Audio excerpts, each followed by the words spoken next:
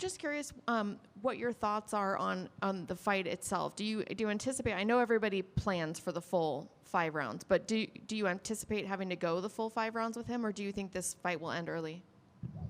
I think it can go either way. It just depends how prepared he is to the fight, how much he wants. You know, like at 4 years old, let's see how much he wants to stay in the position that he is, you know, to go again to the belt or something like that. I'm prepared. I work my ass off to this fight, you know, so I think I deserve this victory. And, you know, let's just see how it's going to come, how prepared it's going to come, and let's see if he can take the 5 rounds with me. I'm going to push the pace up. I'm going to make the rhythm high all the time on this fight, and let's see how he behaves on the fight, you know. So it only depends on him now, and if he comes very well prepared, as he always came, I think it's going to be a great fight. But I'm prepared to knock him out or finish him because I have the ground game, and he doesn't have that much, so... Let's see how Jared comes. I'm curious if you could tell me what you thought of the UFC 305 main event. It's crazy, this one, you know, because I always, I think in all Draco's fight, I always bet against him. You know, and it's crazy how bad he is, but how he makes it work, you know. It's crazy how he makes it work, you know. Props to him, you know. Man, I just need to congratulate him because even with a bad technique, you know, bad game plan, you know, like crazy style, he always makes it work, and he's winning. He's undefeated in the UFC, so he deserves the spot that he is right now. And looking forward, for sure, I'm just thinking about Jared. I don't want to be thinking about anything else, but looking forward to get this fight. And there was a fun little middleweight appetizer at PFL for some UFC fighters in the, I wonder if you saw that video, what you thought of that. These guys are crazy, you know. I don't know if they were just like marketing or any shit like that, but I don't know, you know. Yeah, no words actually. Like it's not my style, you know, to go there and play around these stupid games and go there and try to fight or pretend to fight or actually fight outside the octagon and stuff like that. But because we're professionals, you know, like we inspire a lot of people. I have my son here with me and everything. So this is not an example that I want to give people, that I want to give to the world. So definitely crazy guys, but they call attention, that's all. And last question for me. I saw you were at CGI last weekend. I'm curious what you thought of it. It was an amazing event. You know, I think Craig Jones is a marketing genius. He did awesome. I think it just made the sport grow. You know, it was better for the sport. It was better for the athletes having ADCC and CGI together. You know, like, and I think it was a great event. He made two new millionaires. You know, so it definitely changed lives of 2 families at least. But I think they deserve the sport. Grappling is getting a good spot in the combat sports, and yeah, definitely. And looking forward to competing in one of those. Thank you. I may be wrong, but I think this is the first time that the Fighting Nerds has headlined an event. Yeah. Do you really feel like this is the fight that's going to put the Fighting Nerds on the map, that people, if they don't know already, they'll really understand who the Fighting Nerds is right now? Kind of. I think we're already on the map, you know. Like, I think everybody knows our condition and our quality. You know, we've been doing good with not just me, but all the other guys. You just saw what Carlos Prates did against a tough opponent in the Saturday. You just see what Jean Silva did, what Bruno Brazil did with Molly McCann, with Rufy did in his debut, you know. So definitely we're already on the map. We're already on the site of everybody. But definitely this main event is going to push us even higher, you know. I think so. And last one for me. A lot of people might look at Jared's age and think that maybe he's not as dangerous or as bad as he was earlier on. Do you still envision that he's as good as he's ever been? I think so. I think he's still bad. He's still scary. He's still tough guy. He's still even more experienced guy, you know. Let's see just how much he wants.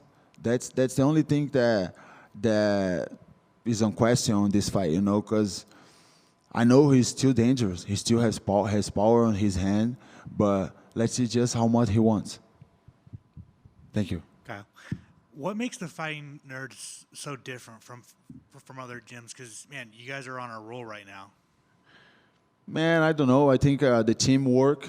We have a lot of guys that work in the same thing with the same dream. You know, like all the coaches, all the managers, all the strength conditioning coaches, you know, nutritionists, doctors. We work together as one. So there's no ego involved in our team, you know. And I think a good philosophy for the team. Everybody that comes into the team knows how to behave inside the octagon and outside the octagon.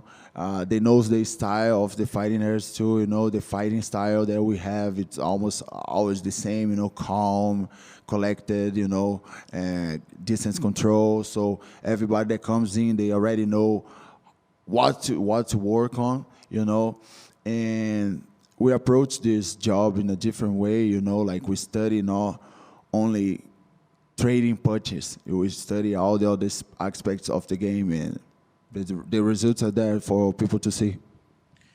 The top of the middleweight division is getting very crowded, and there's a case for everyone up there to get a next title shot. Who do you think should get it next? Obviously, Dana thinks Sean should get it. Dreykus thinks Robert Whittaker should get it. There's Hamzat if he beats Robert Whittaker. Like, what are your thoughts on it? If I'm being honest, I think Brandon Allen is one of the guys that deserves the shot because he's, I think, 7 or 8 straight victories, straight wins. He was supposed to fight a top 5 guy in his last fight. The guy got injured, and then he took a fight against Curry that was number 15, so he took a lot of risk on that. I think he's doing a great job inside the octagon. I think he just needs to do a better job outside the octagon, you know, when marketing and all this stuff, social media and all this stuff. And he did with Vettori, you know.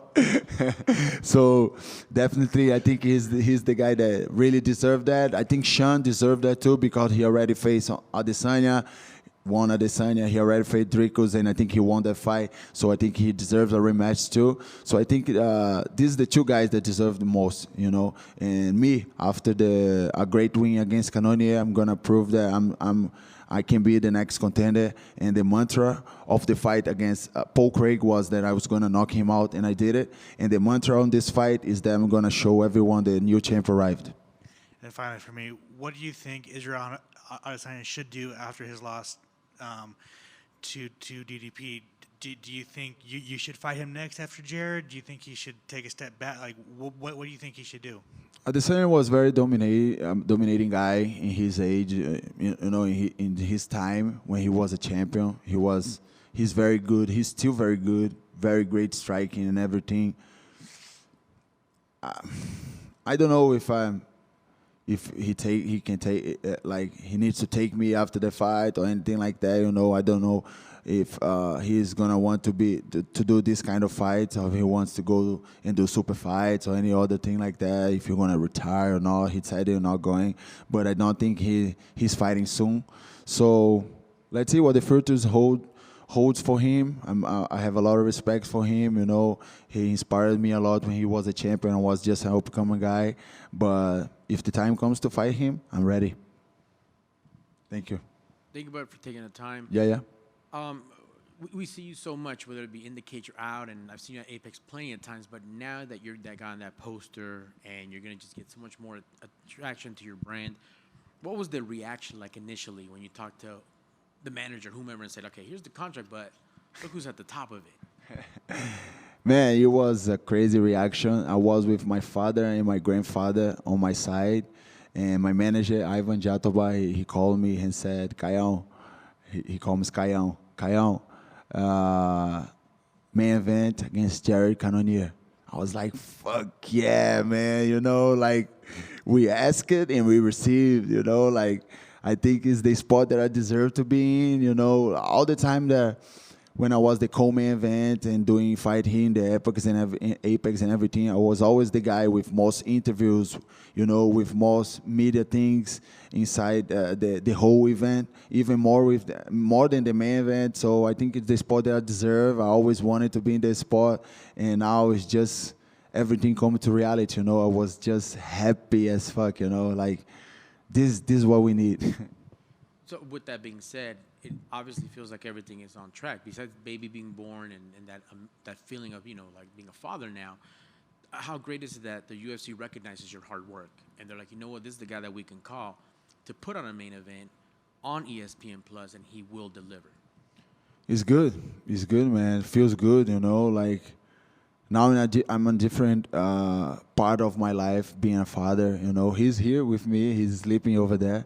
And the most important thing of my life right now, everything that I do is for him and my family, So I'm not just a young guy that just came to the UFC and trying to do things, Now I have a family to fulfill, have a family to feed, I have all people that inspires on me, and definitely a lot more responsibility, but definitely the place that I want to be, I want to inspire people, I want to keep doing this, and I think the UFC put me in the spot to keep doing what I'm doing, So definitely feel grateful and thankful for the UFC to believe me like that and to put me in this position, and I'm going to make it all worth it, I'm going to deliver. That's awesome, man. What a crazy 2024, the family growing, being the main event. How was it like getting ready for this main event, to acclimate to the 25 minutes? Any specific sparring partners for Jared? Someone who could be explosive, if need be, just can be a great wrestler, grappler, like just getting, everything fine-tuned for him.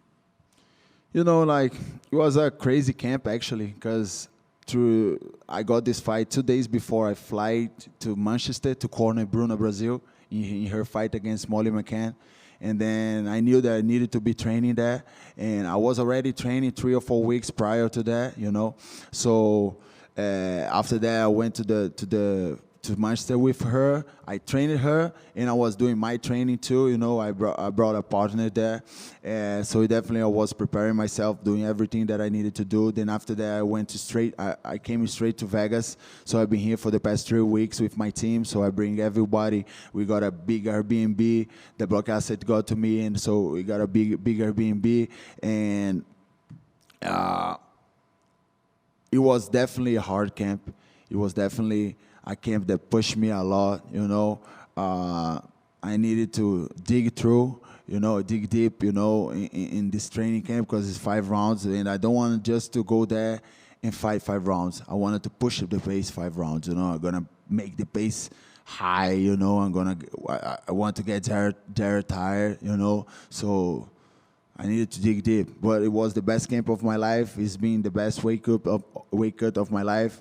I will be the bigger version of myself on Saturday. So, bigger and better version of myself on Saturday. This guy is gonna see. Excellent. Well, congrats on the opportunity. Thank you. And I wait to see you on Saturday. Thank you, brother. Thank you so much. Okay, guys. Thank you, guys.